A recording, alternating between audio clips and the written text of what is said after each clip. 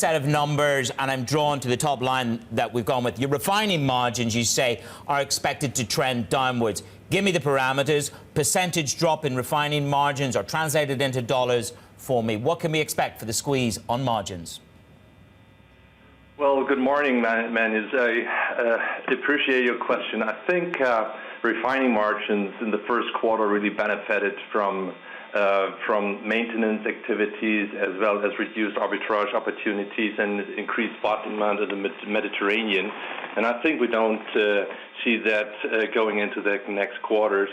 The refining margins was pretty high with a $5.4 per barrel in the first quarter. We expect to see now for the entire year at $4.7 per barrel refining margins, which is the level we have seen last year. So we have made adjusted. The situation in the refining market in Europe hasn't changed. We still have overcapacities in the market, and of course we are going to see some volume pressures of refined products being delivered from Russia and the Middle East. Can I ask you, good morning to you, Rainer, can I ask you about the oil price and what your expectations are? I see you're talking about a $55 a barrel for Brent. That's a bit higher than where we are now. What do you see pushing that up? Do you see OPEC action being effective? Is that going to be the driver? Well, Anna, we have seen in the first quarter $54 per barrel, so I'm convinced that I would like to stay with my 55 for the entire year 17.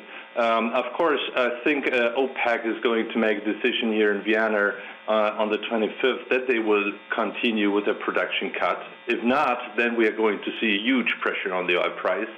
And the main question is what kind of quotas they are going to agree. From my point of view, it will stabilize the oil price. We will see the oil price in the low 50s, so I stick to my 55. You stick to your 55. What's your fear, though, if OPEC doesn't carry on with the cuts? What's your fear for how low it could go? Oh, come on. That's a question. It will be below the 50. Nobody knows, really. But before the production cut, we have seen an oil price which went down to the 30s, if we remember what happened with the oversupply. But I think the signals are pretty clear from OPEC as well as from some non-OPEC members that they are ready to continue with their cuts. So my scenario is that they will continue with their production cuts. OK, we'll ask you if it happens then, but I take your point, Rainer. Let's talk about some of the business areas for you, Rainer. I want to talk to you about Iran. You recently reached a deal with Iran in terms of back payments for your former exploration. Can you give us any details on that? Can you confirm that? Can you firm that up for us? Well, I can't give you any details right now because we are in the end phases of negotiations. So contracts are not signed right now, but we're in the end phases of negotiations. And when, do you have a time frame? Do you think that we're going to hear from you in terms of concluding those negotiations? Oh, to be honest, I would like to close that deal yesterday. Memories. Talk to me about risk in the Iranian market at the moment, with sanctions lifted, but everything we've heard from the US administration. How risky do you see investing in Iran at the moment? Well, I think, first of all, the queue of interested parties who would like to sign deals right now has been diminished. So we are still very much interested. The main challenge right now is still the financial transactions. So this is limiting us. This is more my concern. But in parallel, we are going to negotiate the terms of, and especially the economic terms we can get if we are going to invest into some oil fields. You obviously, let's just switch countries for a moment. Let's talk about Libya. I mean, the great debate in the market is, can they get back above 1 million barrels a day? I'd love your opinion on that. And also in terms of your expansion there, you've just recently acquired Occidental stake in the Nafora field. Is that too early to say that it's paying off, or what can it deliver? Well, I would say it's paying off because the production is back. We have seen some interruptions, and I think my outlook for 2017 is that Libya will have a production. You have to deal with some interruptions because the one or the other wells is going to be shut down. It's more limitations of the availability of the infrastructure and not our production facilities. We have seen 16,000 barrels per day production in the first quarter.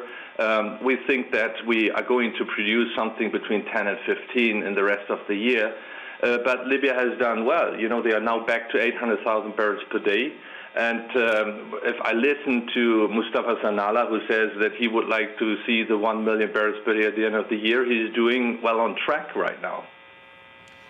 So they've done well, you say, Rainer, but give us some insight into what it's like operating there at the moment. I mean, are you able to, have you been able to bring any foreign staff back into Libya? Do you have plans to? And are you fearful that activity on the ground, political activity, could impact on Libyan exports, could result in that being halted, for example?